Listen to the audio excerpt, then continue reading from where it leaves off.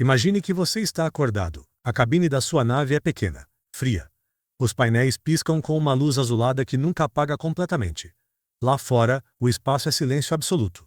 O tipo de silêncio que não existe na Terra. O tipo que faz você perceber, de verdade, o quanto você está sozinho. Você olha pela janela. E então você o vê. No começo, parece apenas uma estrela. Brilhante demais para ser uma estrela comum. Laranja. Listrada de sombras. Você não consegue parar de olhar. Há algo perturbador naquela luz. Ela pulsa. Respira. Como se soubesse que você está chegando. Você está a 600 milhões de quilômetros de casa. E está se aproximando. Os instrumentos começam a registrar algo. Não é uma falha. É real. Um campo magnético tão intenso que os sensores da nave parecem confusos. Como se estivessem tentando medir algo que não deveria existir. O computador de bordo calcula os dados, processa os números e exibe uma leitura que você lê 2 vezes antes de aceitar. A radiação está aumentando. Você ainda está longe. Ainda está a distâncias que a mente humana não consegue realmente compreender. E já está sendo bombardeado. Mas isso ainda não é a pior parte. Existe um segredo sobre Júpiter que a maioria das pessoas nunca para pensar de verdade. Um segredo que muda completamente como você enxerga aquele ponto brilhante no céu noturno.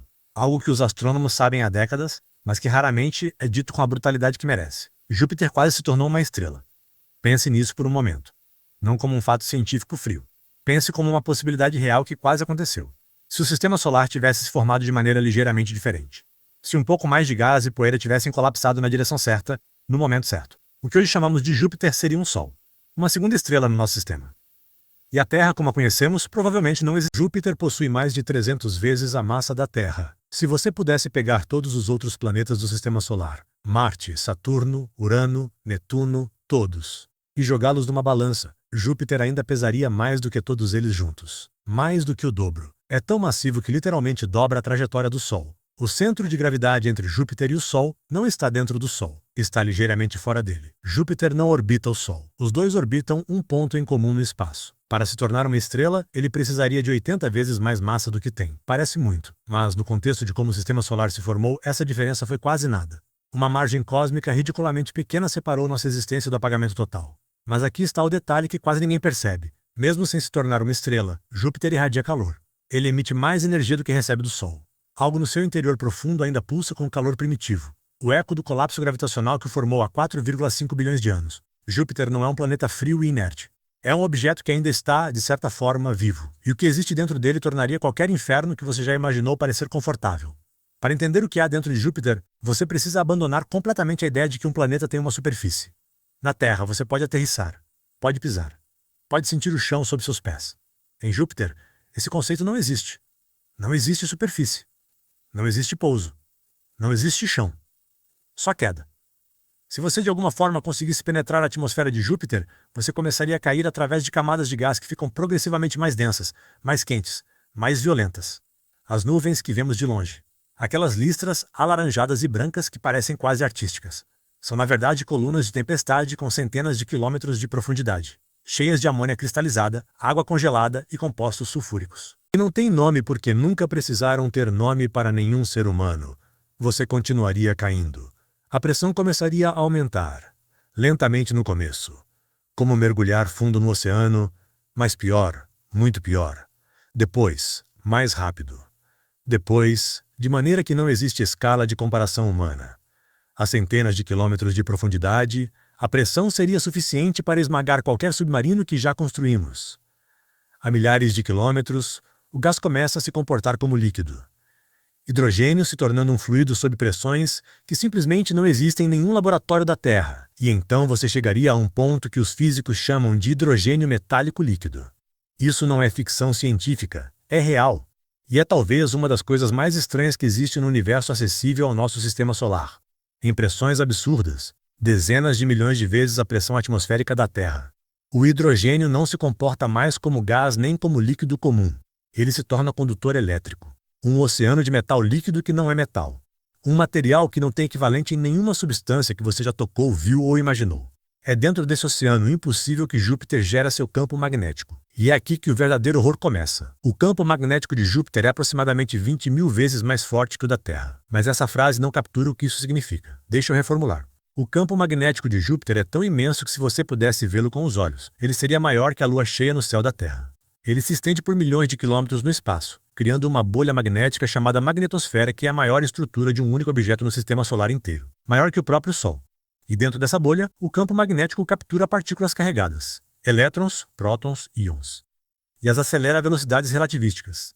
Essas partículas ficam presas em cinturões de radiação ao redor de Júpiter, girando, acumulando, intensificando. Se você chegasse próximo o suficiente de Júpiter para ver suas luas claramente, você já estaria dentro de um oceano invisível de radiação que mataria um ser humano não protegido em questão de horas, não dias. Horas. Perto das luas internas, perto de Io, que é a mais próxima, a dose de radiação chegaria a centenas de grays por hora. Para ter uma referência, 5 grays é suficiente para matar um ser humano. Perto de Io, você receberia isso em minutos. Seu corpo começaria a falhar antes que você percebesse o que estava acontecendo. As células do seu sistema nervoso seriam as primeiras. Confusão, desorientação, a sensação estranha de que algo está profundamente errado, mas você não consegue identificar o que. Depois, seu trato digestivo, seus pulmões. Seu coração começaria a apresentar arritmias. Em horas, você estaria morto. Não de maneira dramática, não de maneira visível. Apenas apagado, silenciosamente, por um campo que não pode ser visto, ouvido ou sentido até que seja tarde demais. A NASA sabe disso. Sempre soube. E é por isso que cada missão a Júpiter é um exercício de engenharia desesperada. Tentar proteger instrumentos que custam bilhões de dólares contra algo que não pode ser bloqueado completamente, apenas minimizado. Mas tudo piora quando você aprende o que a missão Galileu encontrou. A sonda Galileu chegou ao sistema de Júpiter em 1995, depois de 6 anos de viagem. Era uma das missões mais ambiciosas que a NASA jamais havia tentado. E durante 8 anos, ela orbitou Júpiter, coletou dados, fotografou as luas, mediu o campo magnético, analisou a atmosfera. Em 2003, quando seus combustíveis estavam quase esgotados e seus sistemas começavam a falhar, parcialmente por causa dos danos acumulados pela radiação implacável de Júpiter, os engenheiros tomaram uma decisão deliberada e irreversível. Eles direcionaram a Galileu diretamente para dentro de Júpiter. Não foi um acidente. Foi uma escolha. A razão foi Europa, uma das luas de Júpiter que você vai conhecer melhor em breve, onde cientistas suspeitam que existe um oceano líquido sob uma camada de gelo. Se a Galileu fosse simplesmente abandonada em órbita, haveria uma pequena chance de ela eventualmente colidir com a Europa e contaminar aquele oceano com micro-organismos terrestres que possam ter sobrevivido à viagem. E isso tornaria impossível saber, no futuro, se qualquer vida encontrada em Europa era nativa ou se era, tragicamente, nossa culpa. Então eles jogaram a sonda dentro de Júpiter.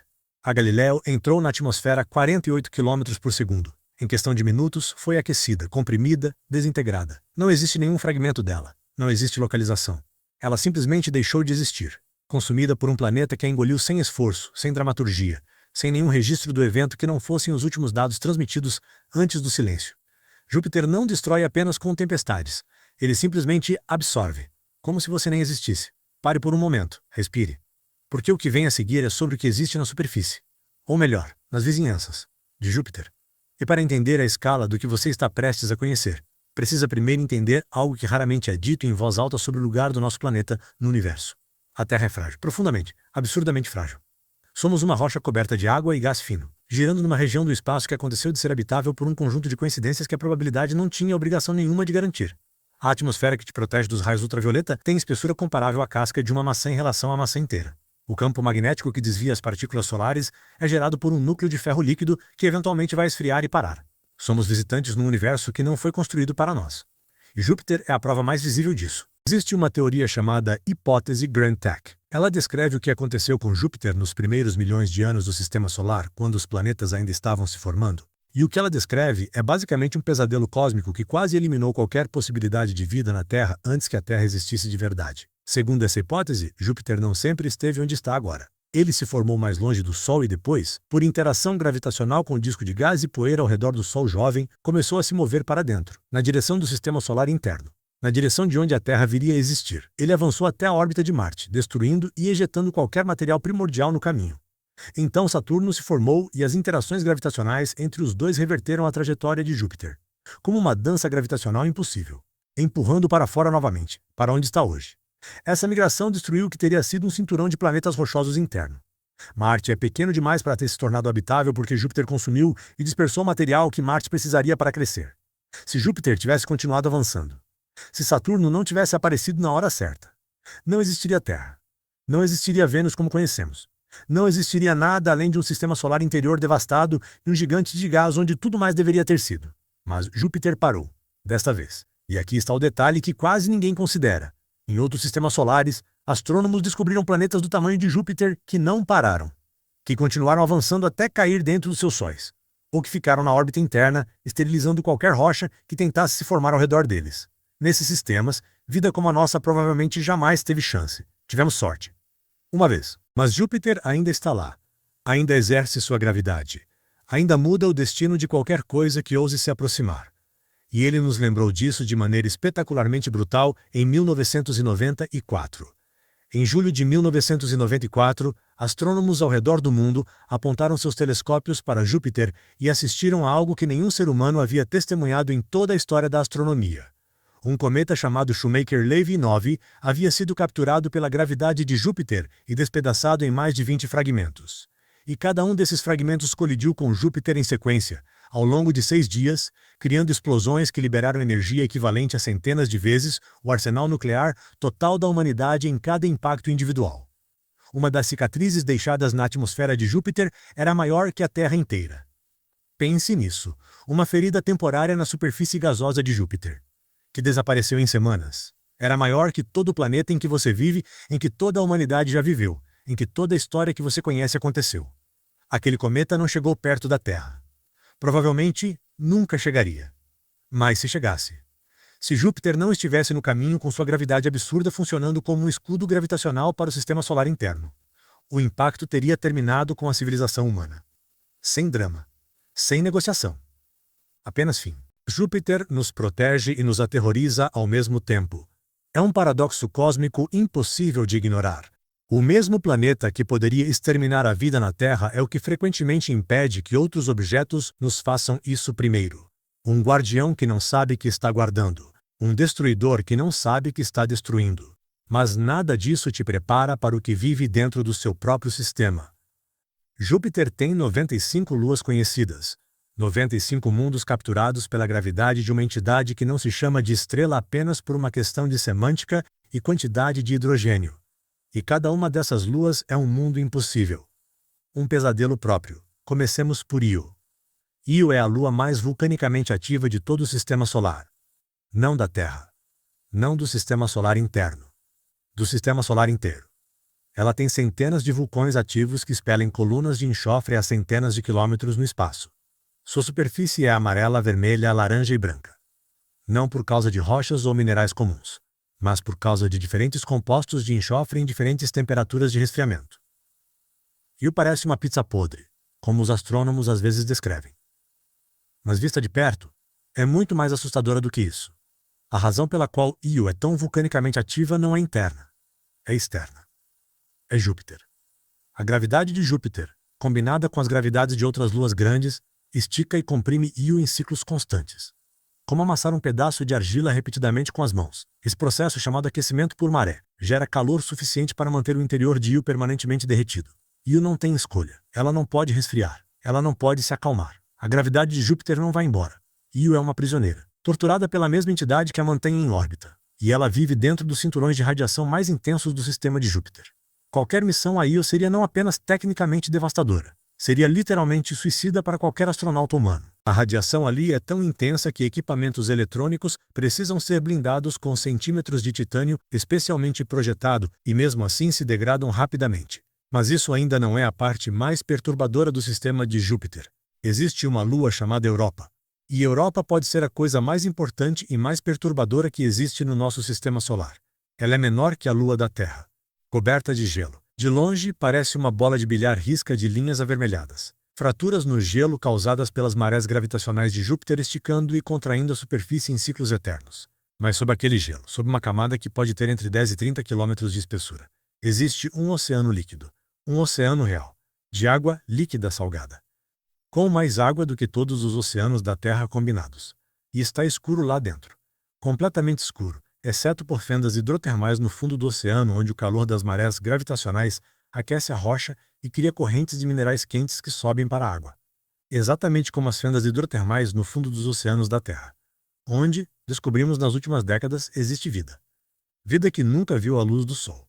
Vida que não depende de fotossíntese. Vida que simplesmente existe, no escuro, no calor de rochas submersas. Se existe vida em Europa, ela existe num oceano que não vê a luz do sol há 4 bilhões de anos. Ela nunca viu uma estrela. Nunca sentiu vento. nunca teve conceito de horizonte. Toda a existência dela seria o oceano, infinito, escuro, pressurizado. E o calor das rochas abaixo. E acima dela, muito acima, separada por dezenas de quilômetros de gelo, e depois centenas de quilômetros de vácuo, estaria Júpiter. Impassível, imenso, exercendo sua gravidade sobre tudo.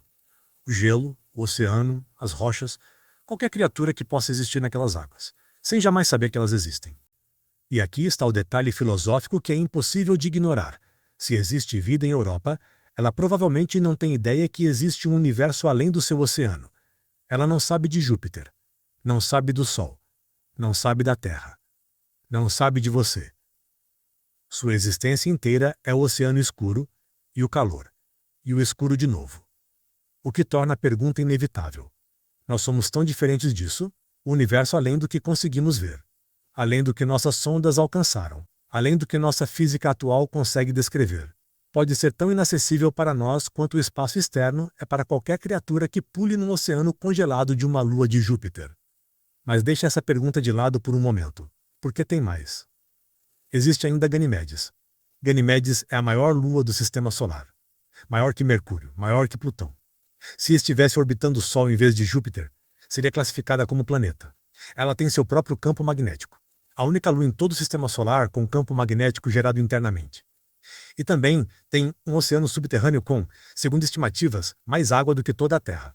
E Ganimedes está tão profundamente dentro do campo magnético de Júpiter que as duas magnetosferas interagem, criando auroras na superfície de Ganimedes que pulsam em resposta às variações do campo de Júpiter. Auroras numa lua, causadas por um planeta a centenas de milhares de quilômetros de distância. A escala disso é literalmente difícil de colocar em palavras. Mas nada no sistema de Júpiter é mais visualmente devastador do que as próprias auroras de Júpiter. As auroras de Júpiter são maiores que a Terra inteira. Não é exagero narrativo. É fato. As auroras polares de Júpiter, criadas pelo mesmo mecanismo que cria as auroras boreais na Terra, mas numa escala que torna a nossa versão parecer uma vela diante de um farol, cobrem regiões do tamanho do nosso planeta. São geradas pelo campo magnético monstruoso de Júpiter interagindo com partículas ejetadas por Io, que jogam enxofre e íons para o espaço e esses ficam presos nos cinturões de radiação. Se você pudesse ver as auroras de Júpiter com os olhos, se de alguma forma sobrevivesse à radiação por tempo suficiente, você veria cortinas de luz roxas e azuis cobrindo o horizonte inteiro de polo a polo. Não uma faixa de luz. O horizonte inteiro. Como se o céu tivesse pego fogo numa frequência que os olhos humanos nunca foram feitos para processar. E Júpiter roda em 10 horas. Um dia em Júpiter tem 10 horas. O planeta maior do Sistema Solar, com toda a sua massa, todo o seu volume, toda a sua imponência, completa uma rotação completa mais rápido do que qualquer dia de trabalho seu na Terra. Isso cria ventos nos seus estratos superiores de até 500 km por hora de maneira contínua e permanente. Não tempestades ocasionais. Ventos constantes. Eternos. E então existe a Grande Mancha Vermelha. A Grande Mancha Vermelha é uma tempestade. Uma tempestade que existe há pelo menos 400 anos. Desde que telescópios suficientemente bons foram inventados para observá-la, ela estava lá. Ela existia antes da Revolução Industrial, antes da descoberta da América, antes da invenção da imprensa, antes da queda de Roma.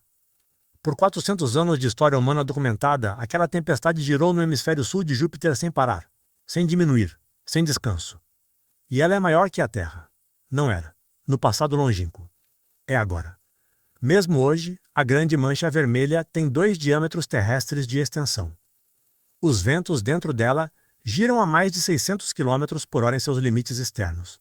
O olho da tempestade é tão vasto que daria para colocar nosso planeta dentro dele, com espaço sobrando. O que seria isso de perto? O que uma tempestade de 400 anos pareceria se você estivesse dentro dela? Paredes de nuvens subindo por centenas de quilômetros acima e abaixo de você em todas as direções. Raios. Não como os da Terra, não aquelas descargas de milissegundo que você vê numa noite de chuva, mas raios de Júpiter, que duram segundos e liberam 1000 vezes mais energia que qualquer raio terrestre, iluminando as nuvens de dentro para fora como lâmpadas em névoa. O vento sendo tão constante e tão forte que a ideia de resistir a ele seria absurda. Como tentar nadar contra uma correnteza oceânica de 600 km por hora. Não seria turbulência, seria simplesmente o fim. E mesmo a Grande Mancha Vermelha está mudando. Está diminuindo. Nas últimas décadas, ela encolheu significativamente. Os cientistas não entendem completamente por quê. Talvez esteja se dissolvendo. Talvez esteja se transformando em algo diferente. Uma tempestade que durou mais que qualquer civilização humana que existiu durante sua vida pode simplesmente terminar um dia. E ninguém vai saber exatamente por quê.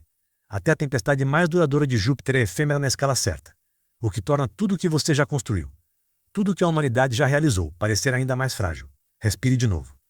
Porque existe ainda uma coisa sobre Júpiter que não foi dita.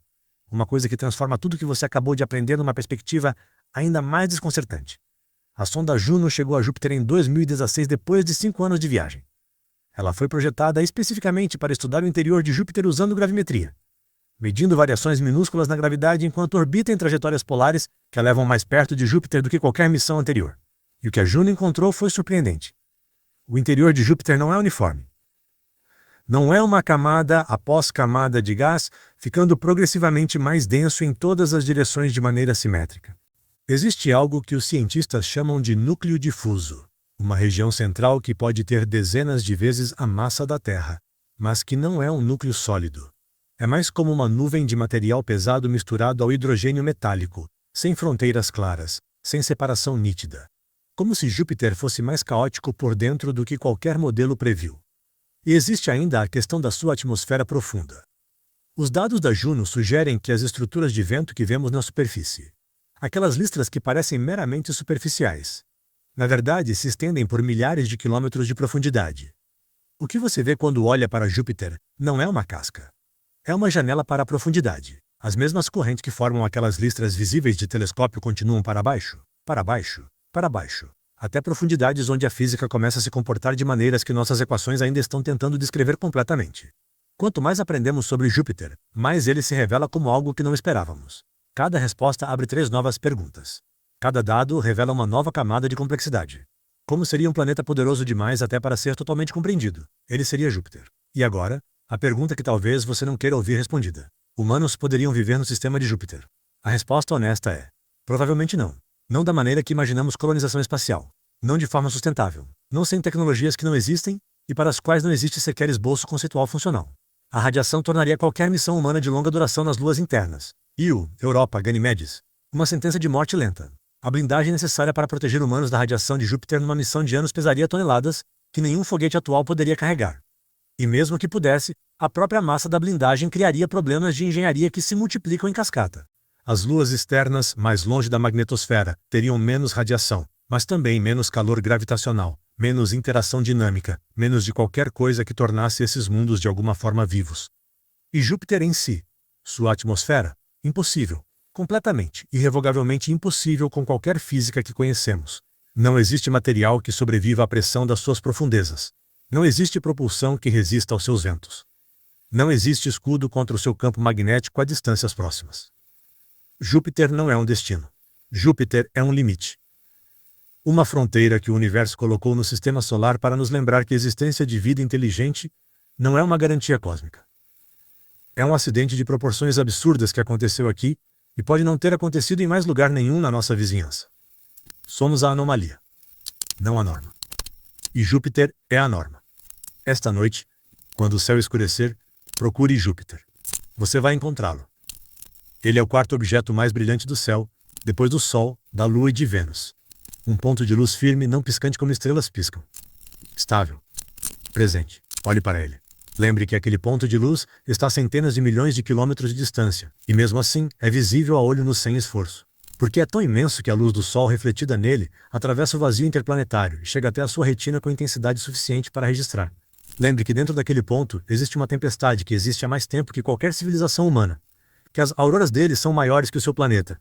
Que sua gravidade molda as órbitas de tudo ao redor. Que seus cinturões de radiação matariam você em horas. Que ele tem 95 luas, algumas com oceanos maiores que todos os oceanos da Terra, algumas vulcânicas além de qualquer comparação, algumas com campos magnéticos próprios. Lembre que ele quase foi uma estrela. Que uma margem cósmica imperceptível separa o universo em que você existe do universo em que você nunca poderia ter existido. Lembre que ele ainda está lá. Guardando. Destruindo. Absorvendo. Existindo com uma indiferença total e absoluta pela vida que surgiu na pequena rocha úmida que orbita 3 planetas à esquerda. Júpiter não sabe que você existe. Nunca vai saber. E vai continuar existindo muito depois de você, muito depois da sua espécie, muito depois de qualquer coisa que você já amou ou construiu ou sonhou. Ele é o universo sendo honesto. E o universo, quando honesto, é aterrorizante. Perto de Júpiter, no silêncio absoluto do espaço, os instrumentos da sua nave hipotética emitiriam um último alarme antes de falharem completamente. Você olharia pela janela. O planeta preencheria todo o campo de visão. Não mais um ponto, não mais uma esfera distante, mas um horizonte infinito de gás, tempestade e majestade impossível. E você entenderia naquele momento algo que nenhuma sala de aula e nenhuma tela jamais poderia transmitir completamente. Você é pequeno, não relativamente, não filosoficamente, literalmente, absolutamente, irrevogavelmente pequeno. E Júpiter, esse monstro laranja silencioso no céu da sua infância, esteve sempre lá, esperando que alguém pequeno o suficiente prestasse atenção. Se você chegou até aqui, você já não olha para o céu da mesma maneira.